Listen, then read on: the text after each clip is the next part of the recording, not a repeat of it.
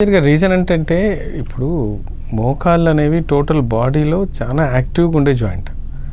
మనం నడిచేటప్పుడు అవి చేసే లేదా అది వెయిట్ బేరింగ్ కెపాసిటీ దాదాపుగా మనకు ఒక 40% వెయిట్ బేరింగ్ అంతా మనకి మోకాళ్ళలో జరుగుతుంటుంది.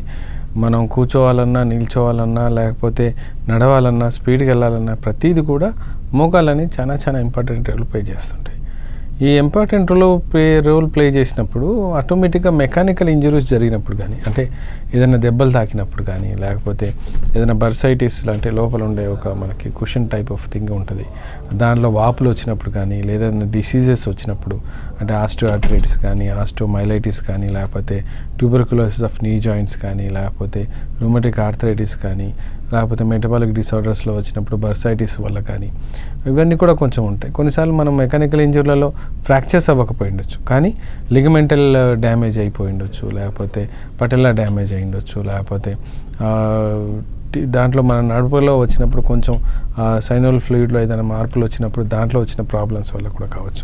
రకరకాల వల్ల మనకి మోకాళ్ళ నొప్పులు వస్తుంటాయి. కానీ మేజర్గా మనం చూసినప్పుడు ఒక 80% ఆఫ్ కేసెస్ మనకి ఆస్టియోఆర్థరైటిస్ కానీ, రుమటిక్ ఆర్థరైటిస్ కానీ, ఆస్టియోమైలైటిస్ కానీ, కొన్నిసార్లు లిగమెంటల్ ప్రాబ్లము అండ్ క్లెగస్మెన్ బర్సైటిస్ అని ఒకటి ఉంటుంది, హౌస్ మేట్స్ అని, దానివల్ల ఎక్కువ శాతం మేము చూడడం గమనించింది. దాంతోనే ఎక్కువ మంది బాధపడడం జరుగుతూ ఉంటుంది.